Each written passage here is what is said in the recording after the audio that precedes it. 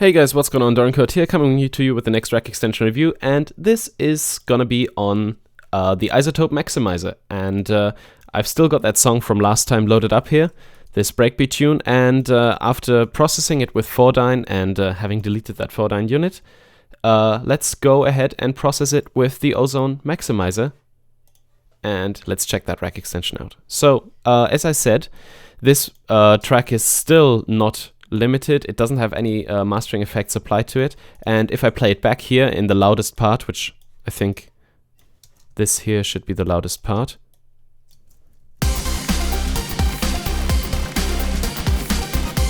let's actually route that to output, the big meter to output 1 and 2, and as you can see here, if I put that to peak mode,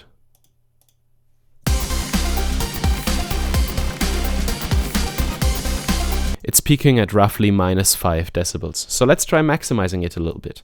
So in this mastering section here, I will create an Ozone Maximizer. And as you can see, the controls on this one are really, really simple. You've got a threshold, and you've got speed and margin and stereo link. And this is all you have. You don't have input gain, output gain. This is all taken care of for you.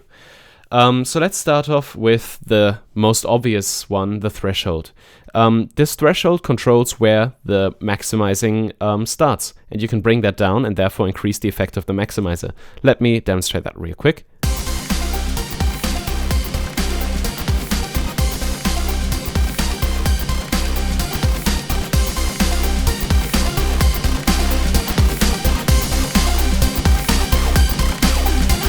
Okay, so as you could see, if you watch the display up here, as I moved the threshold down, it went from peaking at -6 or -4 decibels to peaking at 0. So let me demonstrate that again. Also watch the indications here on this scale.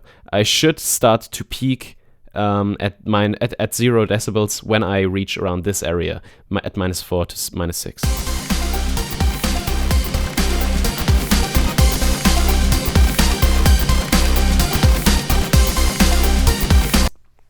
Okay, so that's really nice. Now we maximize the volume, but we want to push it even further, and we can go into limiting.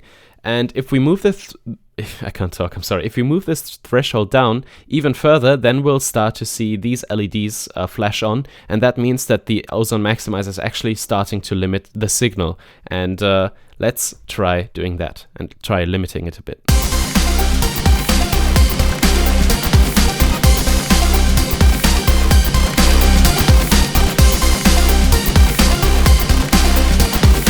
So as you can hear, as always, when it comes to limiting, we get a higher perceived loudness, but we also lose some dynamics. The kick drum isn't as prominent anymore, and the snare drum doesn't snap as much. Okay.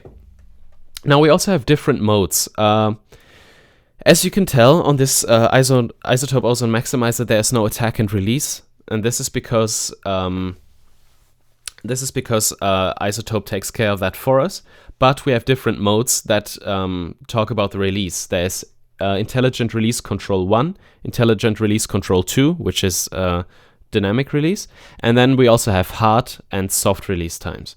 And these different modes work together with the speed.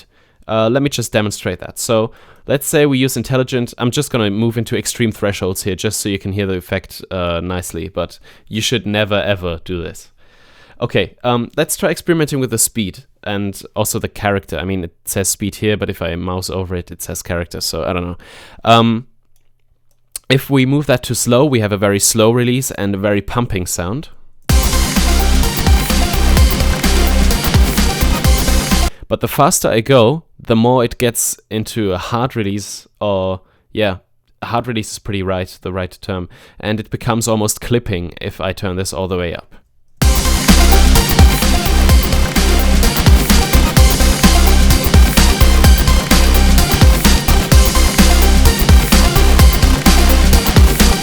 So as you can tell, with the fast release, there's less pumping, but it's also more distortion and more just chopping off the peak transients.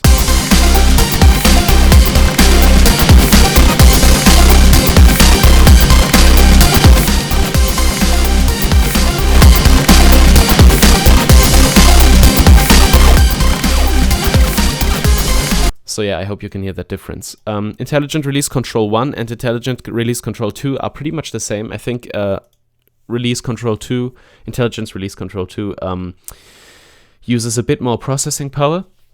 And then also there's hard and soft limiting, and those sound quite different actually. So if I switch back and forth between those.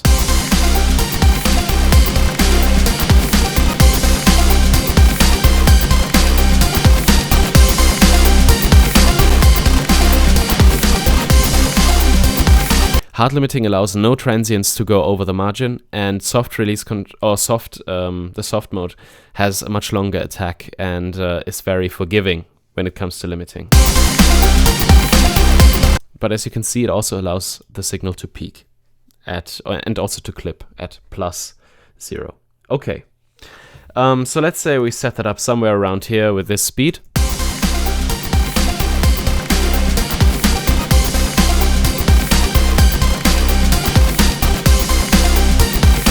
And let's say we're happy with the loudness of the track. Then we also have a couple of other options that this maximizer gives us, or other features. First of all, we have a stereo link knob, which allows us to control how much the signal is limited individually or how much it is linked together. So if we turn it all the way over here, then the left and right signal, or the left and right channel, will be processed individually and limited individually. And if we turn it all the way over here, then we have a full link, which means there is one maximizer for both the signals, and they are maximized together.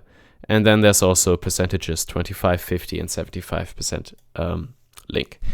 We also have intersample limiting and a dither section. And if I turn that dither section on, you can see that a dither is being generated. So right now, there's nothing coming out of the output, but if I activate it, you can see a signal here. And this is the noise floor that the dither generates. And you can read about dithering. If you do a Google search, it's a very interesting topic, but it takes a long time to explain, so I'm not going to do that in this video. But it's definitely useful producer knowledge. You can shape the dithering from non-lightest light, moderate, medium, high, and ultra. And let's see if we can also see that here in the big meter.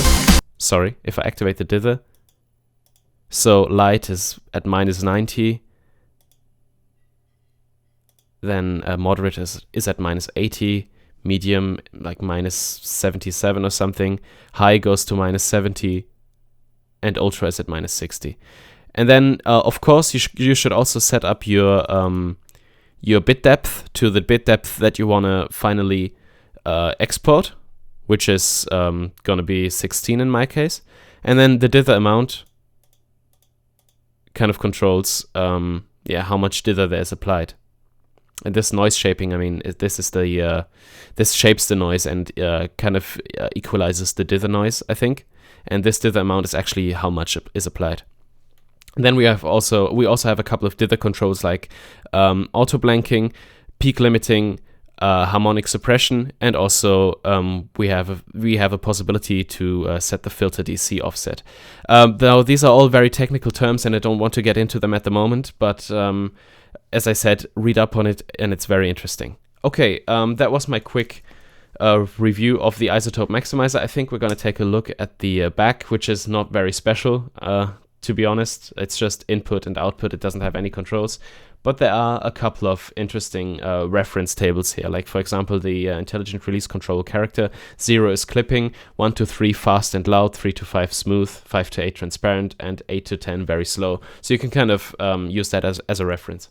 Overall, sound-wise, I'd say the iZotope Maximizer is very, very nice. It sounds very different compared to the M-Class Maximizer, so I would say definitely give it a try and see which one sound you prefer. Also, I think none of the two are necessarily better. I think it's much more dependent on what kind of production you're working on.